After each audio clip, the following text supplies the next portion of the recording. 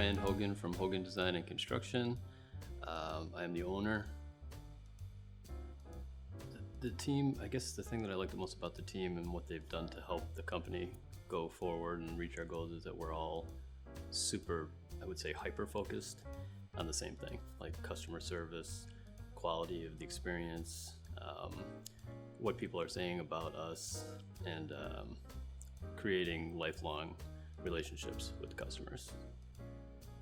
The most interesting that's happened over the years because of the team is the customer no longer sees us as one person anymore.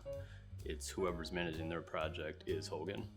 So it's way bigger than me. Like, most people don't even know who I am anymore, which is very nice. Like, they want to talk to Doug, they want to talk to Brad, they want to talk to Mike, they want to talk to their person who managed the project. Has kind of become their Hogan. That's their Hogan. And the guys feel the same way. Like, they want their customers back. It's cool. That's just a really cool part of what we do, I think.